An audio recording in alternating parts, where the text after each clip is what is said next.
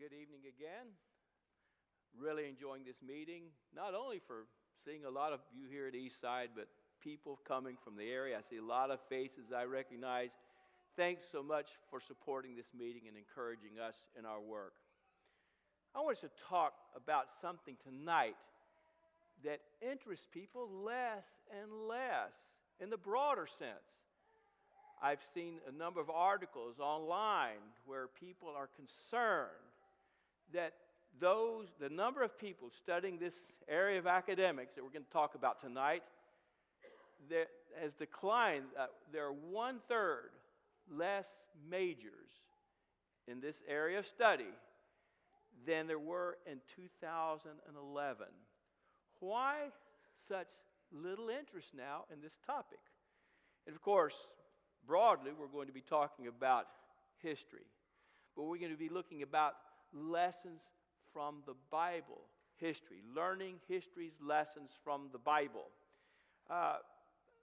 Talking with a young person, I think I heard this on an interview. Someone asked, why aren't you interested in history? The answer, I don't really see how it affects me in any way. I guess that's a typical postmodern answer, but it does affect us, especially biblical history. We can't really know who we are, and we can't know where we're going, or at least where we ought to go, if we don't have some understanding of history, and especially biblical history, and the history of people who are striving to follow God. So that's what I want us to begin to study. It's kind of a two-part lesson, tonight and tomorrow night. Tonight, we're going to look at the importance of history in the Bible. That will be the first half of the lesson. Then we're going to apply that to what we sometimes call restoration. We're going to look at historical songs of the Old Testament, monuments, memorial feasts in the Old Testament. And then we're going to look at just a brief summary of some of the New Testament references to history. Well, let's look at some of the historical songs. And in the book of Exodus, especially, we see Moses and in others songs that the children of Israel sang to help them appreciate God's history. All of them have these elements. Jehovah, and perhaps the more correct pronunciation of that word is Yahweh. And I sometimes interchange those words. I'm not sure which I'm going to say. I heard Del Smelser give an excellent lesson on that. But he is the primary focus. The Lord is the primary focus. Evil is condemned in no uncertain terms. I wonder sometimes in the songs we sing how much evil is being condemned. That's what we see in historical songs. The works of Jehovah are recounted again and again and again. Let's look at a few briefly. The Song of Moses, Exodus chapter 15. This, of course, is after the overthrow of the Egyptians in the Red Sea. And the children of Israel, full of praise and thanksgiving to Jehovah who has saved them from the sea. Verses 1 through 3, the whole song is full of important lessons for us. But the first 3 verses. Then Moses and the sons of Israel sang this song to the Lord, saying, I will sing to the Lord, for he is highly exalted. The horse and its rider he is hurled into the sea. The Lord is my strength and song, and he has become my salvation. This is my God. I will praise him. My father's God. I will exalt him. The Lord is a warrior. The Lord is his name. You know, as I read these songs, I could imagine that for centuries, and I guess I have this picture of an elderly Hebrew man singing, and it would sound more in our ears like what we would call a chant. These words, as his children and others gathered around the campfire, maybe that's a little bit of an idyllic scene in my mind, but again and again for centuries and centuries, this type of song was sung, and in part the reason was to teach the children of Israel to remember their history and to remember the mighty works of the Lord among them. Then we have the song that Moses of Moses before his death. And here again, a lot of references. Remember, remember, remember. Verse 7, remember the days of old. Consider the years of all generations. Ask your father, and he will inform you. Your elders, and they will tell you. What should Israelites remember? The days of old. History, if you will. This is good advice for us today. Those who do not like history or want to study history, and in particular, of course, in our context, biblical history, they're depriving themselves of an understanding of who they are. Then, in the song, Moses recounts the blessings of the Lord in their new land. But I want you to read a few more verses in this. Look at verse 15 in particular. Jeshurun, which we're going to read about, Jeshurun is a name that God gave to Israel. But Jeshurun, that is Israel, became fat and kicked. You have become fat, thick, and obstinate. Then he abandoned God who made him and rejected the rock of his salvation. We're talking about prosperity and having too much. What would happen to Israel when it became prosperous? And fat is the terms that we have here. They would abandon God. They would reject the rock of his salvation. That's a warning. Be careful. And as we keep on reading, we see the same type of warning again and again. Verses 16 and 18. They made him jealous with strange gods. With abominations they provoked him to anger. You forgot the rock who fathered you and forgot the God who gave you birth. When does that happen? In times of prosperity. And there's a super important point for us today. All through the history of God's people, we see this as a recurring theme. Prosperity is almost always accompanied by apostasy, forgetting God, forgetting his faith. Should that make us feel a little bit uneasy? We live in the most prosperous times, probably of anyone in history. We shouldn't be surprised that people are wanting to forget God and to leave his simple ways. But the main thing is we need to make sure that we're not in that number. That instead of leaving God and feeling self-sufficient, that we're constantly giving him thanks. Yes, for our prosperity, but more than that, for the eternal hope of salvation that he gives us. And there are other similar songs, the Song of Deborah, the Song of Habakkuk, the history Psalms.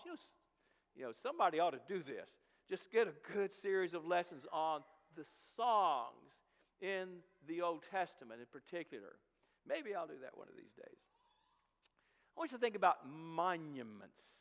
Monuments as efforts on God's part to impact the Israelites with the importance of some lessons that he was trying to teach them. We see these all through, especially Genesis and Exodus and the first books of history.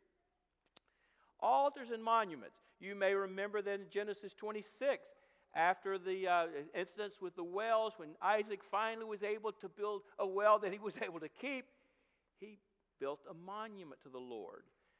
What did Jacob do at Bethel after he received the revelation from God? He built a monument there, something to remind him of this relationship that he should have with Jehovah God.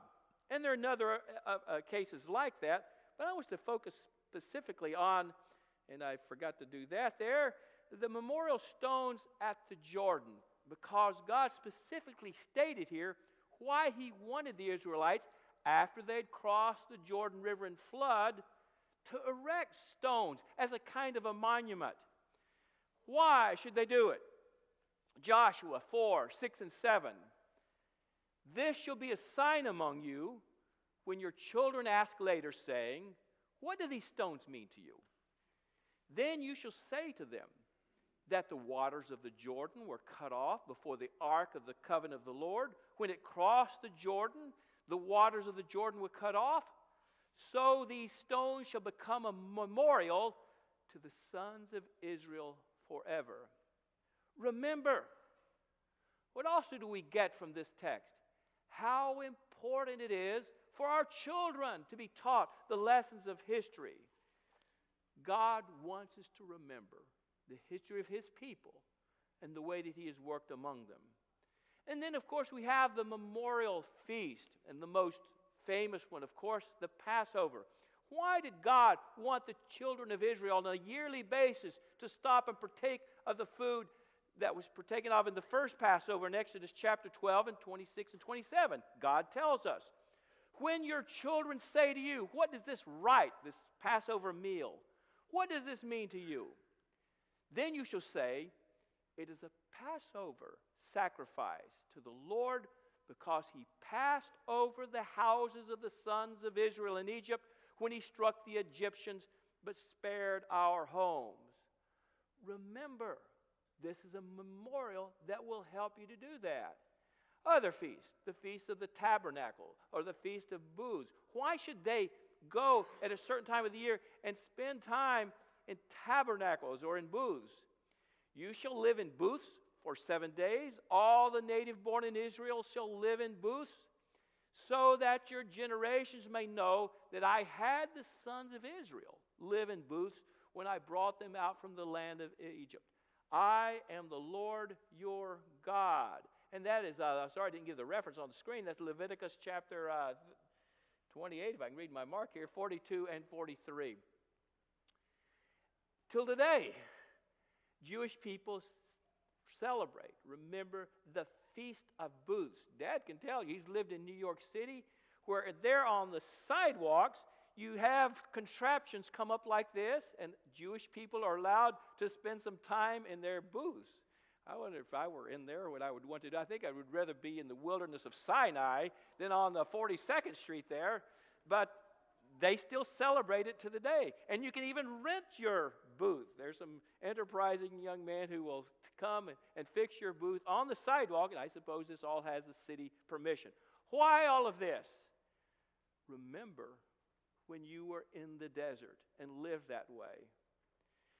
And just a time for some quick summaries here on New Testament references to Jewish history. It's all through it. You can't get away from it.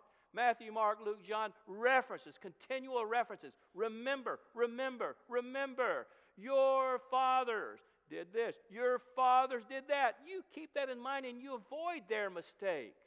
Luke chapter 17:32. Remember? Lot's wife. Don't you be like her. Don't you look back. This is a lesson you need.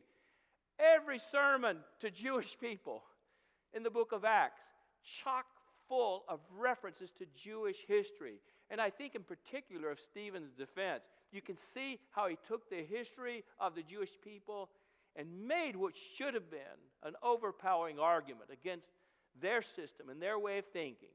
But of course they didn't like it. And they stoned him to death. The book of Hebrews. If you took all Old Testament references out of the book of Hebrews to the history of the people, you wouldn't have anything left. It's just full of it.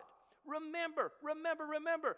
Remember the children of Israel in the desert. They did not reach their rest because of unbelief.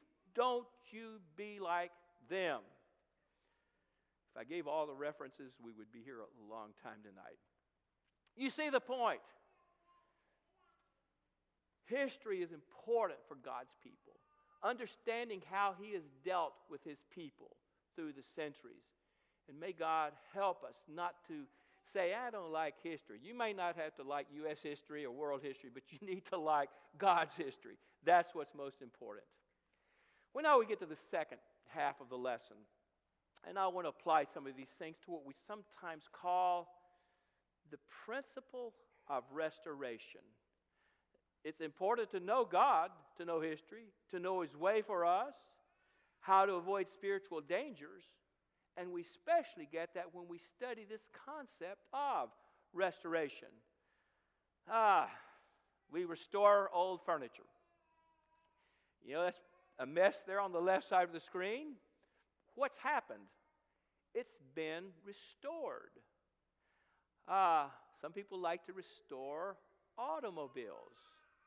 I've even watched a time or two a little documentary. Well, I can't remember the name of the show, where they would take old beat-up cars and turn them into really beautiful models that look just like the old one. A lot of time, a lot of attention.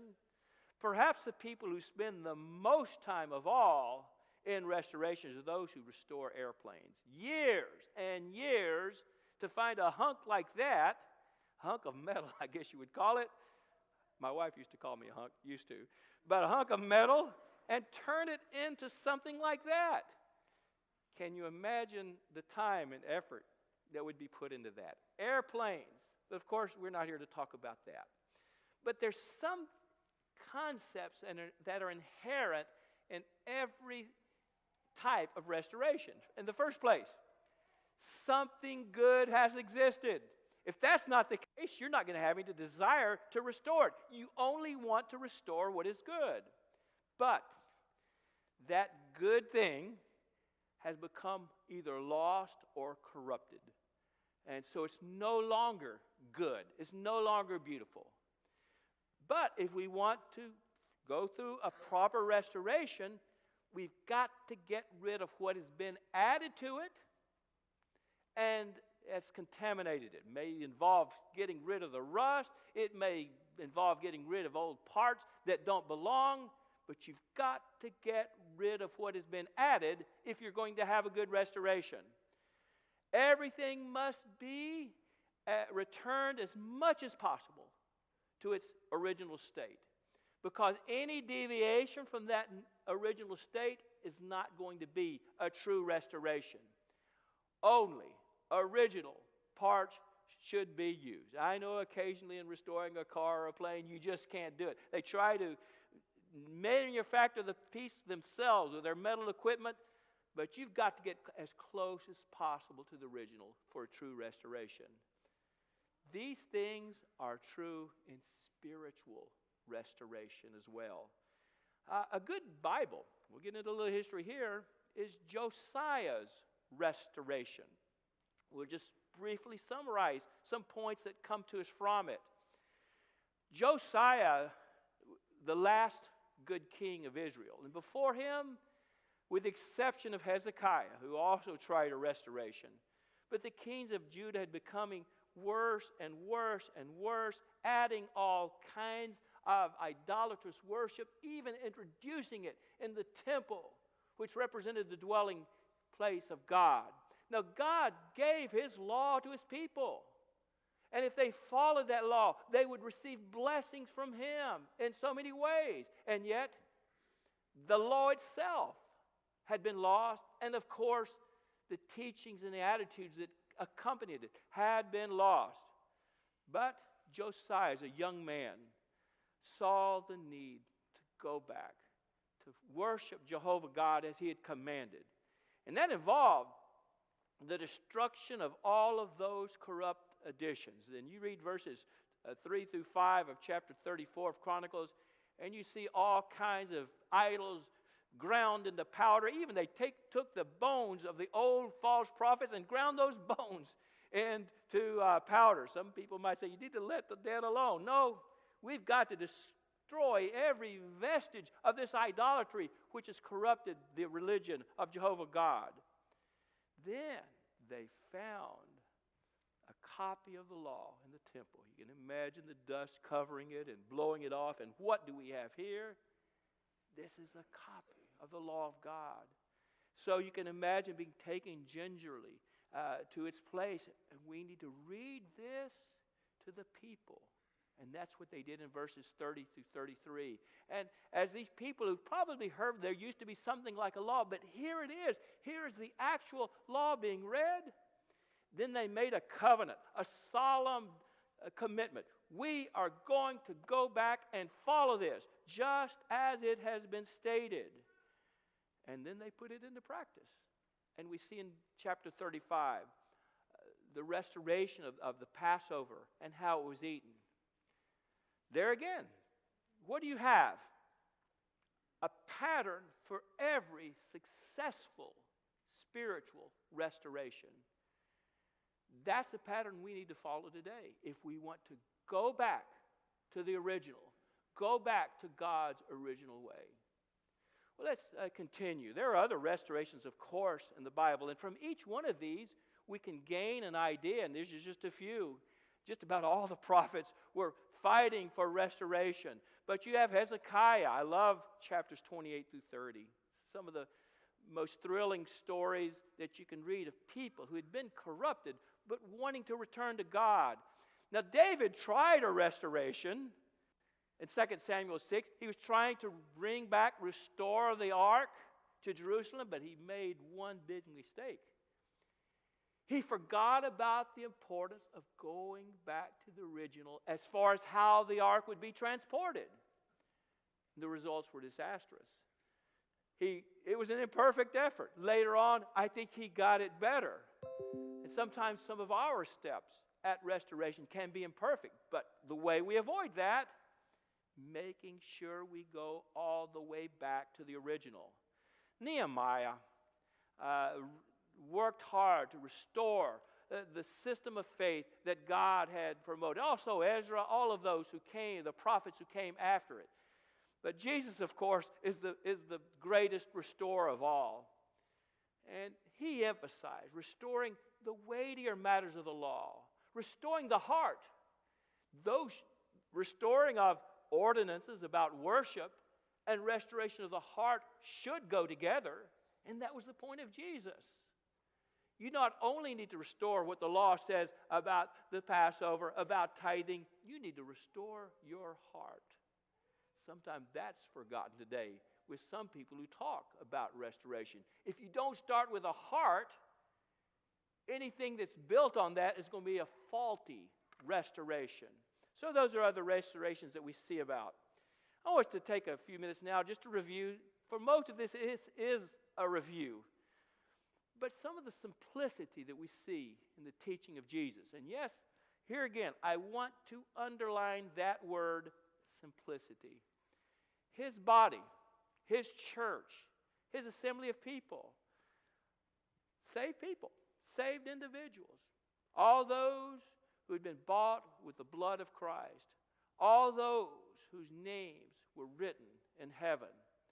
That was the church.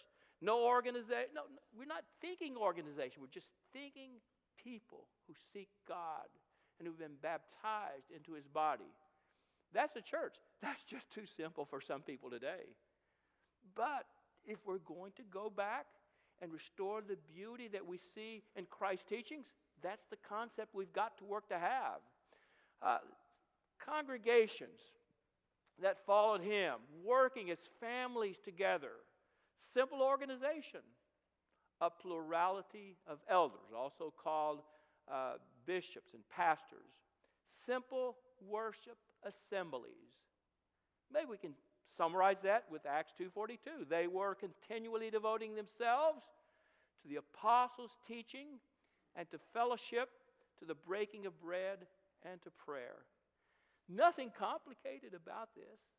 This is the way that God intended his people to work together. So we have a time where early disciples met together, worshiped him collectively, and all through the week they were striving to serve each other in humble ways. Now I'm going to violate several rules in this next slide. They tell you don't give long quotations. I'm going to give a long quotation. Don't fill up your PowerPoint with text. I'm going to fill up the PowerPoint with text. Sometimes it's worth it, I think. This is from a letter called The Manner of Christians, a portion of a letter by Mathetes. That may have been his name. That just may mean a disciple. And we think this was really soon after the death of the Apostle John. This is not inspired writing, but it gives a kind of down-to-earth illustration of the lives of early disciples. For the Christians are distinguished from other men neither by country, nor language, nor the customs which they observe, but they dwell in their own countries, but simply as sojourners. As citizens, they share in all things with others, and yet endure all things as if foreigners. Every foreign land to them is as their native country, and every land of their birth as a land of strangers. They marry as do all others. They beget children, but they do not destroy their offspring. They are in the flesh, but they do not live after the flesh. They pass their days on earth, but they are citizens of heaven. They obey prescribed laws and at the same time surpass the laws by their lives. They love all men and are persecuted by all. They are unknown and condemned. They are put to death and restored to life. They are poor, yet make many rich. They are in lack of all things and yet abound in all. They are dishonored, and yet in their very dishonor are glorified. They are evil spoken of, and yet are justified. They are reviled and blessed. They are insulted and repay the insult with honor. They do good, yet are punished as evildoers. When punished, they rejoice as if quickened into life. They are assailed by the Jews as foreigners and persecuted by the Greeks. Yes, those who hate them are unable to assign any reason for their hatred. And I shortened that a bit. It's really a pretty picture, isn't it? A pretty picture of early disciples working together to serve the Master in his simple way, in his simple teaching. Simple ways designed not to glorify man, but to glorify the Heavenly Father. But, as you know, even in the Scriptures, we see warnings that this simplicity, there were going to be attacks against it, and attacks against the way of the Lord. Perhaps the most graphic one is Paul's warning to the Ephesian elders in Acts chapter 20. After telling them that they were to shepherd the flock and to take care of it, he gives a reason why this was important. I know that after my departure, savage wolves will come in among you, not sparing the flock. And from among your own selves, men will arise, speaking perverse things, to draw away the disciples after them. And that happened.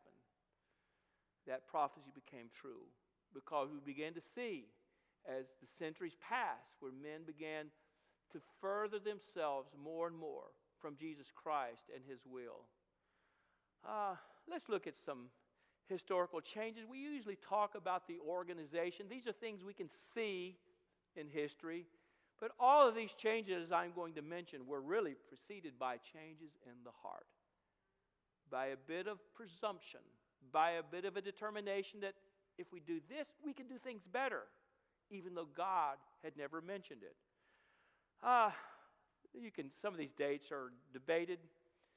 Of course, in the New Testament, we see that there were elders, plural, in every church. Always plural, plural, plural. Never the elder, never the bishop. And we see that until we read the writings of a man called Ignatius of Antioch. Now, some people give the date 110 AD. I've seen that disputed, and I can kind of understand why, because he's the only one at that time that talked that way. You start seeing this a lot more at the end of the 2nd century and the beginning of the 3rd century. But he would talk about the bishop of this church. He wrote letters to several different churches on his way to be martyred. The bishop, singular. What's happening? Just a slight change. Instead of having multiple bishops, we'll just have one. But little changes produce big ones over a period of time. Then we see regional bishops as we go on. Well, what are we talking about? Groups of churches that began to be overseen by one man. Now that kind of begins to violate directly some principles we see in the Scriptures. 1 Peter 5 and verse 2 tells the elders to feed the flock of God which is among you. That was the limit of their authority. To feed the flock of God that is among you. Not to feed a flock over here in the distance or another flock over there. Feed the flock of God which is among you. But we're moving away in our study of history from what we see in the Scriptures, from what we see from the inspired apostles of Jesus. Then we have what we call the formation of the diocesan system. Now, that's probably, you may have heard of the Diocese of New York. We hear that all the time on the news and everything. What we have is a group of congregations, a group of churches that becomes a diocese controlled by one bishop. Here's what and here I'm violating my rules again, but I tried to shorten this up too. But this is stuff that helps us to understand what happened. How did we lose what we see in the New Testament? This is Mosheim. During a great part of this 2nd century, all the churches continued to be, as at first, independent of each other, or were connected by no consociations or confederations. Each church was a kind of small, independent republic governing itself by its own laws, enacted or at least sanctioned by the people. That's what we see in the Scriptures. Paul and Barnabas ordained elders in every church. Didn't appoint one elder over a bunch of churches or some elders over a bunch of churches. Elders in every church. That's what he's describing here in the first paragraph. But look at the second paragraph if you have binoculars there in the back and see it. But in the process of time, it became customary for all the Christian churches within the same province to unite and form a sort of larger society or commonwealth. And in the manner of confederated republics, to hold their conventions at stated times and there deliberate for the common advantage of the whole confederation. Where did they get the idea? Did you notice where they got the idea? Not from the Scriptures. We're starting to get away from what Christ taught. They got it from the Greek society or the commonwealth. The custom extended through all churches where there were Christian churches. And of course, as you proceed, you get further and further away from the Lord and His will. We have what we could call the development of the papacy. We've already talked about a diocese, a group of churches ruled by a bishop. Archbishops. I'm not just a bishop. I'm an archbishop. Like, I'm not just a reverend. I'm a most reverend. So these guys are moving up. Archbishops take over control of large regions. And finally, in the year 606, a man named Boniface III said, I am the universal bishop. Some historians say that the guy before him, Gregory the Great, was in actuality a universal bishop, but he was the first one to claim that. I think Gregory the Great said, anybody who claims to be the universal bishop is the Antichrist. The fellow that comes after him says, I'm the universal bishop, and of course that was accepted. But that's the way people gradually move away from God and from His simplicity. But you know, we see all these visible changes that we can read about in history. But you know what the greatest change of all was? The concept of what God's church really is. You remember what we said it was according to the Scriptures? All saved people in the world. What's the concept we have here a few centuries afterwards? It's an organization that controls the people. The Bible, church, people. A few centuries after Jesus, an organization that controls the people. And that's pretty much stuck in the minds of people to this day. When you say church, they don't think all the saved people in the world. They think an organization or a tradition. That's the greatest change of all. And I just hit the wrong button again. And now it's an organization that controls the people. And so we have the Roman hierarchy, and that's the way that some people draw it. Pyramid type of structure that some say imitates the Roman period. But we're a long way, aren't we? In a few centuries, we're a long, long way away from what Jesus taught His apostles and what they taught through His inspiration. Well, we see other changes. I'll go through these briefly. Changes in worship. If you're going to have one set of changes, you're going to have a bunch of others. These dates for candles and images and rosary and transubstantiation, some of them have an official decree to go with them. And others are things that just gradually developed over a period of time. You can't be exact on all of these dates, but these are all things you do not see in the Scriptures. Many of these things copied from pagan culture around. And you have doctrines and teachings, of course, that are not in the Scriptures. The idea of original sin, the idea of purgatory, celibacy, that means you can't get married. I'm wondering when that's going to change. There's a lot of changes in Romanism. Who knows? May still be here when that changes. Confession to priests demanded, the Bible prohibited the laity. This is interesting. Papal infallibility is a relatively new doctrine. 1870. No, I wasn't around then. Dad wasn't either. But historically, that's a rather recent thing. And it's interesting to read about the debates among the bishops as they try to determine whether we should say that the Pope is infallible or not.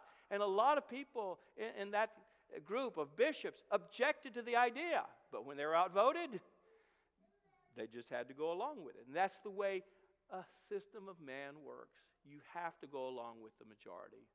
We have the Dark Ages, what we call the Great Schism.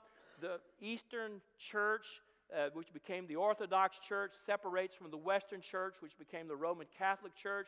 The Crusades, where a number of other ideas began to come in and change the simple system of Christ. It's already been changed. You have corruption. You have immoral popes. Pope John XI was the illegitimate son of Pope Sergio III. Pope John XII was removed from the papacy by Emperor Otto for adultery, incest, and murder. Some of these people were nasty people. I think today you have a lot more sincerity among the leaders, but in the Middle Ages, they were nasty people. What was it? The Medici and all of those northern Italian families had their hands in money and all of this. You have simony. How many of you know what the sin, I'm not asking you to raise your hands, but how many of you know what the sin of simony is? It comes from the Bible, that name does. Simon the sorcerer. What did he try to do? He tried to buy the position of apostle with money. And so simony is buying a position in the church. And I guess the more money you have, the higher position you can buy. So it's a type of corruption that we see. The sale of indulgences. The sale of indulgences, the permission to sin, if you can imagine such a thing. And even now, if you go to certain places, you'll be given certain indulgences for lighting a candle so many times, or certain indulgences for this, that, or the other. These were the Dark Ages. A long way away from Jesus Christ, His holiness, His simplicity that He taught His people. Then you have the Reformation. Sincere men, sometimes with flaws, rebelling against that system. Some of these names just flash on the screen are men to be admired. The Waldenses, early on. John Wycliffe translated the Bible into English. John Huss in Czechoslovakia, or Czech Republic, what we would call today, treated brutally for daring to express any desire to go back to the teachings of Christ. And whatever, don't let the people have the teachings of Christ. They may be tempted to go back to them. Then you have the one who became successful, at least politically, Martin Luther. You have other Protestant groups with many great qualities, some areas, of course, that we would disagree with. But most of these groups look upon themselves as organizations, parts of organizations that guide the people, direct the people. And the Bible is just save people. Save people. We've got to be careful that we don't begin to look at the Church of Christ as a kind of tradition or organization that guides the people, that tells the people what to do. That's the same problem that took people away from Christ. That was the idea of the Pharisees and Sadducees. Let's guide the people. And of course, when people put their trust in those groups, or any human group, you're going to get away from the original that Christ has taught. Then we see some efforts at restoration. Just going to talk briefly about this. Tomorrow I hope to talk more about this. The Anabaptists, and if you don't know who they are, we'd probably know them today more as people like the Mennonites, and they're in the Pennsylvania Dutch country, and the name is not coming to me now, but you know what I'm talking about with the little buggies and so forth. That's what happens when you preach. the name doesn't come. You can all tell me after services the name. But the Anabaptists, they made some very praiseworthy steps to get away from the world and to go back and to imitate early disciples in their sacrifice and love for others. I don't agree with them in some areas, but they made a good effort. And of course, when we're talking about restoration, I'm going to talk about this a little bit more tomorrow. I'm trying to give you a teaser so you'll be back tomorrow. But we don't restore the church. Only God restores the church. But we do work at restoring some practices that have been lost. We're following the example of Hezekiah, Josiah, and others. And some efforts are more effective than others. Some get closer, I think, to what Jesus taught originally than others. Our desire is to get as close as possible to Jesus Christ and what he taught originally. And we can learn from the efforts that others have made along that line. And so tomorrow night we're going to take that on. I hope this has been helpful. I hope nobody goes out of here saying, I hate history. If you do, I'm going to just shake my head and say, I don't know what I'm trying to do. And now I know everybody's going to go out and tease me now and say, I hate history. But it's fascinating to see how God's people have been through the years. And I think it's avoiding misconceptions, and there are many. But I think it's good to look at how people who share our ideals have triumphed and how they have fallen flat on their face. And that, again, is tomorrow night. Well, we'll close with this question. We've talked about the history of God's people as a great number, the masses of people through the years. What about your personal history with God? Where are you in relationship with God? Has somebody just begun to speak with you about Christ? Are you just starting to learn? Have you reached the point where you're starting to believe? If you reach the point where you're starting to believe and want to be baptized into Christ, there's no better time than right now, is there? We would love to see someone baptized into Christ tonight. Or maybe as a part of your history with Christ, you've been baptized into him, but you've fallen away. There's no better time to request the prayers of our brethren. If we can help, if it's something that's publicly known, just let us know, and we'll do what we can to assist you. Let's stand now and sing the final song.